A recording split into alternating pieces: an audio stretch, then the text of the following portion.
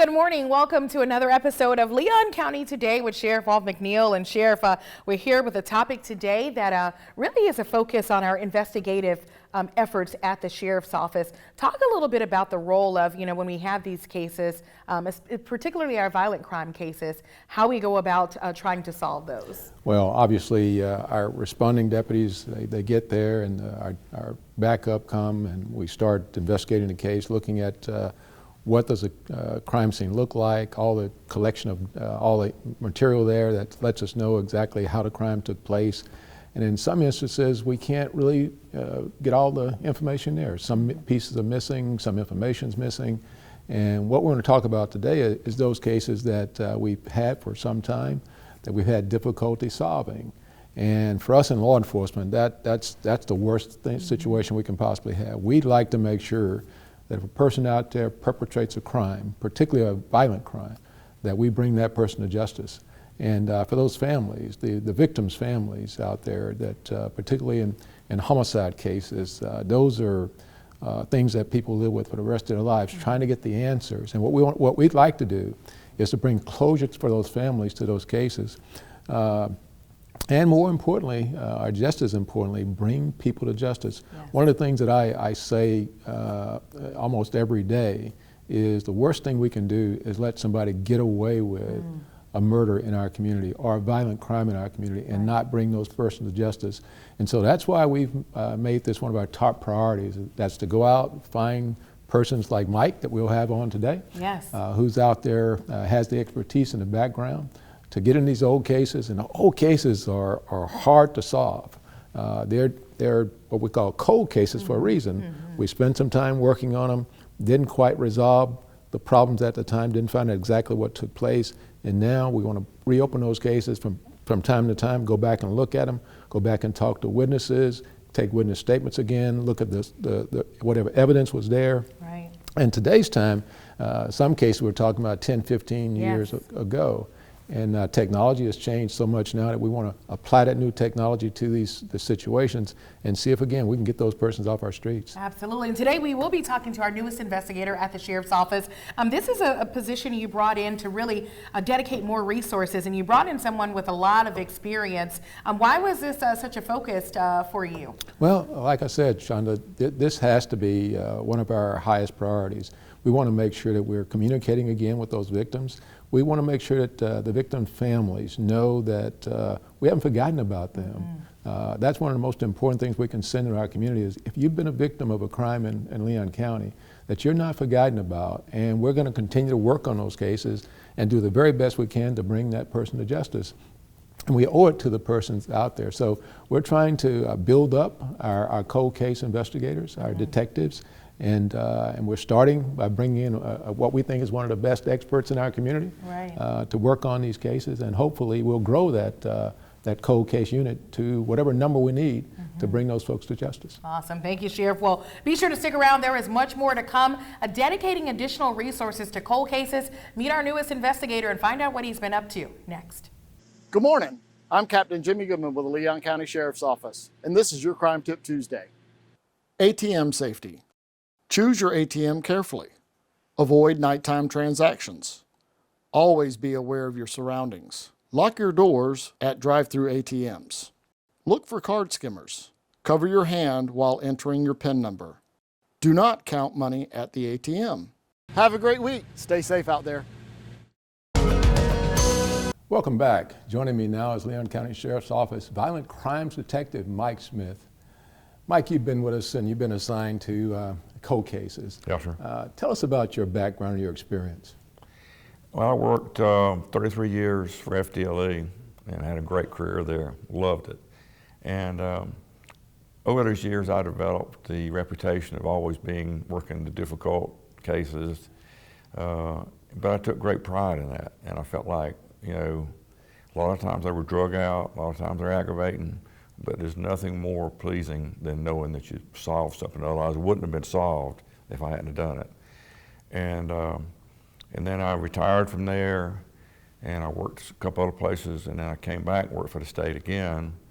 The chief financial officers, old Division of Insurance Fraud, were hiring major case detectives and based on my experience, I qualified for that. So I went in there, and after a couple of years, that concept kind of went away. And so then I went in, I was lieutenant over the Office of Physical Integrity. That is a internal unit that investigates state employees who fraudulently take state funds and misuse them. Yeah. And I did that for about 2 or 3 years, and then my last assignment there was I was captain over North Florida for the Tallahassee, Jacksonville, and Pensacola offices. Wow. Yeah, so Man, very decorated young man. I'm glad very you're here. assorted, but I enjoyed every bit of it. I am glad you're with us, Mike. Thank you. Tell me, why did this position, why does it look like something you'd like to do with the Leon County Sheriff's Office? Well, I'll be honest, the challenge kind of reminds me of some of the old cases. Okay. You know, the reputation I'd earned. And initially I'd started off helping y'all whenever, you were really backlogged, with applicants. And so I just started off doing background. Yeah. And then the cold case concept kind of evolved from that. Right. There's some people there that know my reputation, and I was very honored to be asked to do it. So. Mike, how difficult do you think it's going to be trying to dig into these cases and bring some of these persons back to justice? Well, it's very, very difficult when it's kind of like a vehicle that has a dead battery, and you're trying to go out there and get it going. And so a lot of times it's to, first of all, you got to review all the case documents. I just finished that, 642 pages, and then I did like a little condensed summary of that information. And my next step is I plan on contacting all the Sheriff's Office personnel who's worked on this case in the past and just get feedback from them. A lot of times cops' instincts, you might have a feeling, but you might not have the probable cause. Right. And in that little condensed summary I made, there was several individuals that were identified in the case file that I don't know what their significance is. And those people, I think, would know that. They could just dismiss those and say, oh, let's move that one up, Yeah. So, but then the other difficulty I've had has been trying to get replies back, when there's current active stuff going on and I'm trying to dust something off and make inquiries and get responses back. You have to do it 2, 3, 4 times. Right. Well, Mike, talk about technology. How's technology going to help you as we try to unravel some of these cases? Well, there's a very valid lead that I'm waiting to see how it works out. But the particular case I'm looking at, it's like you said earlier, it's 15 years old. Yeah. And during that period of time, DNA processing has changed. And there were some exhibits. Well, the discovered body was exposed to the weather for 1.5 years. And so initially, when the evidence exhibits were requested to be reviewed by FDLE, it was declined because of the condition of the materials and all. There's a new process out now called the MVAC process that's very limited where it can be done. And what it does, it actually takes and vacuums particles up out of the material. And so I'm trying to proceed and get some more information about that. Okay. And try to get the idea that if you could get DNA extracted out, it might be the best lead I've got. All right. Well, Mike, hold that thought. We'll be right back. Thank you. Up next, you could possibly be able to help solve a case. More details from our detective, Mike Smith, when we come back. Stay tuned.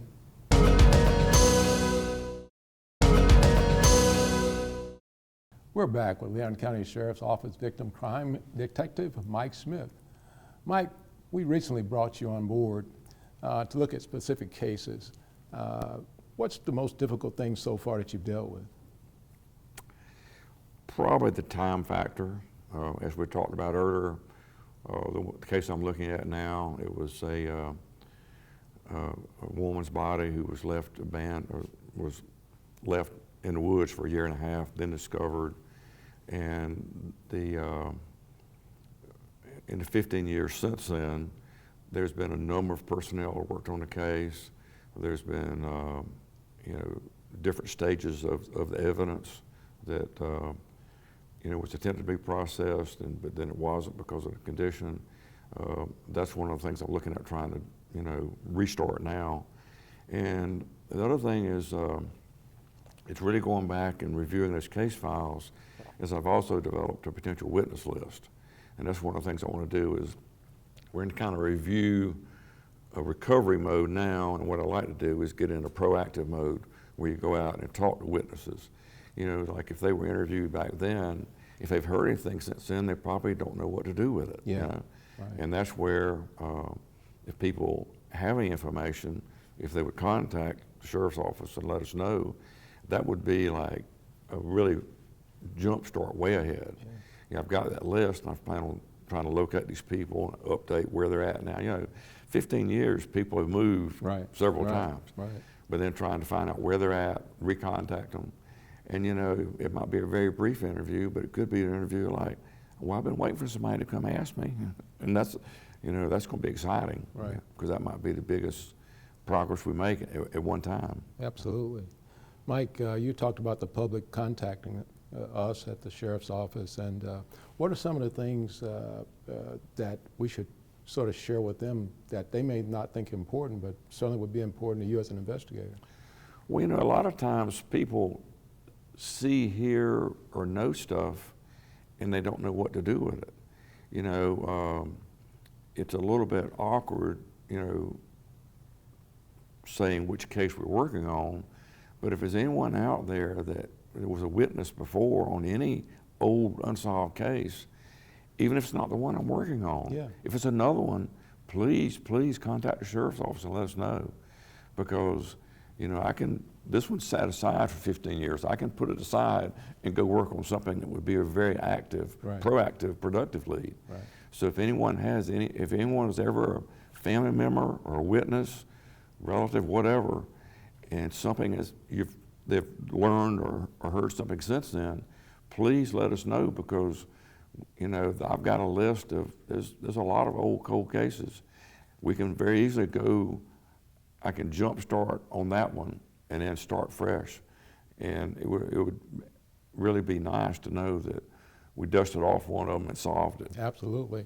Mike, I was in Dallas and met with some other law enforcement folks, and we were talking about cold cases, and one of the things they gave as an example in Michigan State University has partnered with the local sheriff's office there, and they've got students, graduate students, who are coming back Neat. And working with the sheriff's office. That young energy. That young energy, exactly.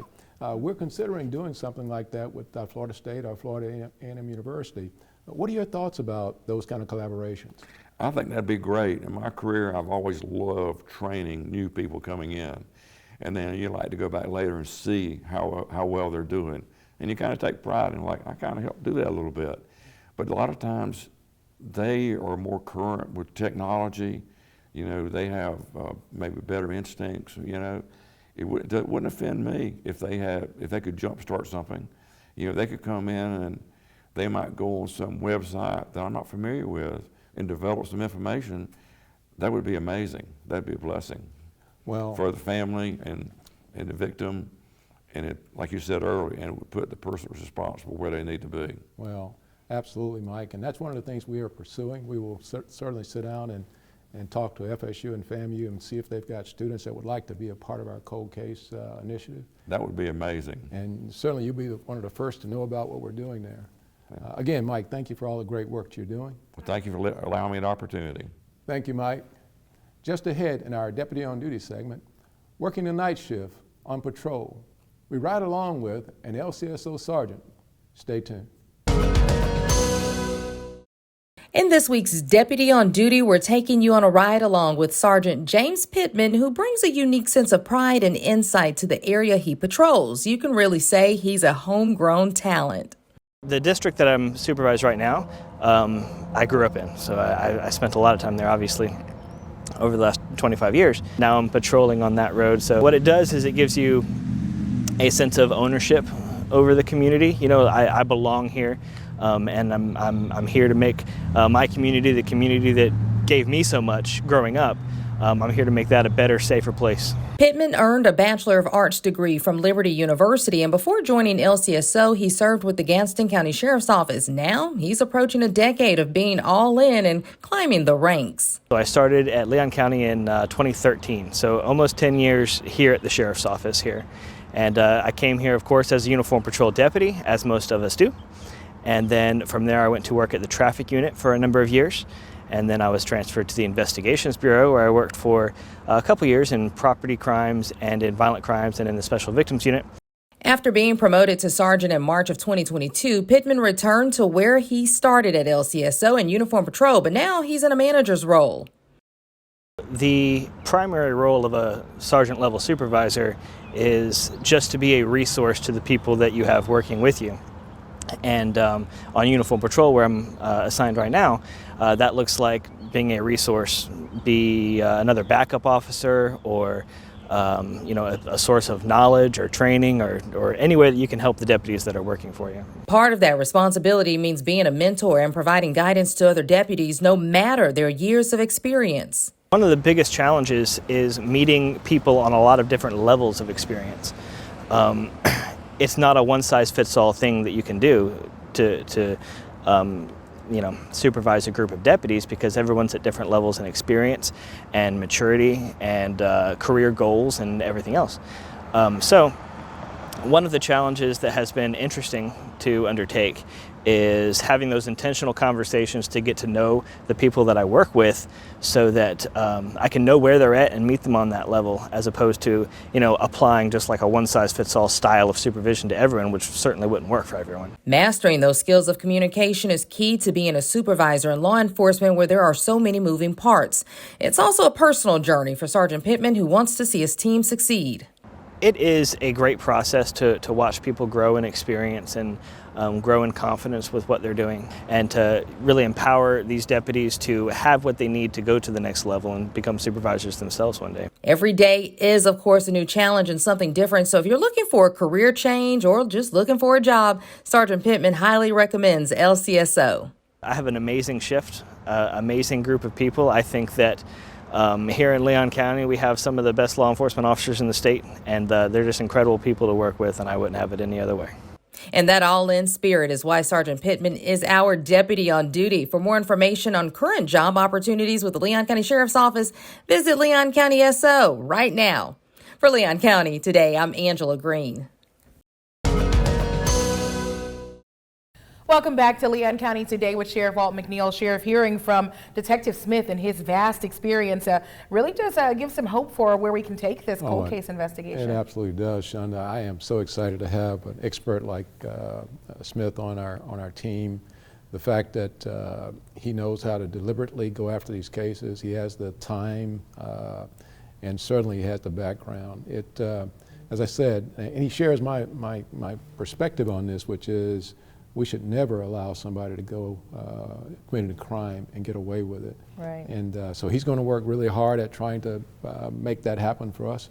But equally important, though, is making sure all of our detectives are working with him, and that's something that I know he's appreciative of, is how he's been treated while he's come to the Leon County Sheriff's Office, and brought in very warmly. Right. And so we've got great expectations, and I hope the citizens out there will understand and call in and let us know if you know anything about those cold cases. Call the Leon County Sheriff's Office and we'll be right there. And I want to emphasize, you can remain anonymous and call in information. Certainly you can call and talk to our detectives, but if you want to remain anonymous and you've got vital information, there is a method for doing that as well. Yeah, Crime Stoppers is always there. I mean, and what's the 574-TIPS. That's it. 574-TIPS is the number for Crime Stoppers. You could receive an reward after as well. Absolutely, absolutely. We've got a couple of cases out there right now. We've got some big money out there, about $9,000, I believe. Absolutely, Yeah, so. Absolutely. So be all in and share any information you have. There you go. All right, thanks everybody. And we want to thank you for joining us for another edition of Leon County Today. We'll see you next week.